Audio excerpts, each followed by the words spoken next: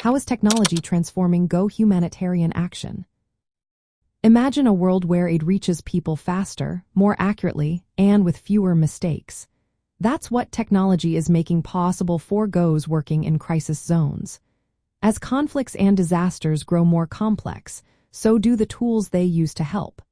Technology is changing how Go's gather data, communicate, and deliver aid, making their work more effective than ever. One big change is how Go's now get a clear picture of what's happening on the ground. Using satellite images and remote sensing, they can see conflict zones and environmental changes in real time. This helps them predict crises like food shortages or mass displacement before they happen. For example, AI models can forecast droughts or track food insecurity trends, so it can be prepared early. This shift from reactive to proactive action saves lives and resources.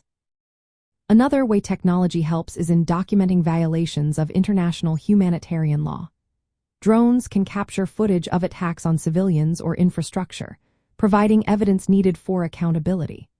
Mobile phones and social media also help Go's and human rights groups monitor population movements and identify risks to civilians.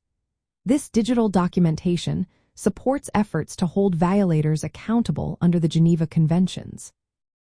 Technology also makes logistics smarter. Artificial intelligence and blockchain are used to manage supplies and ensure aid is delivered quickly and fairly.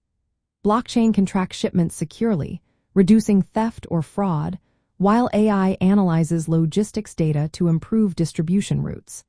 This helps Go's meet their obligation to deliver aid without discrimination and with transparency. Communication is another area transformed by technology. Mobile apps and online platforms allow people in conflict zones to access medical advice, mental health support, or connect with aid workers remotely. Telemedicine and mobile health apps expand healthcare options when physical access is limited. Platforms like RedSafe enable affected populations to report issues or request help safely, making aid more accessible and timely. However, these advances come with challenges. Working with private tech companies and using data-driven tools can threaten the neutrality and independence of Go's.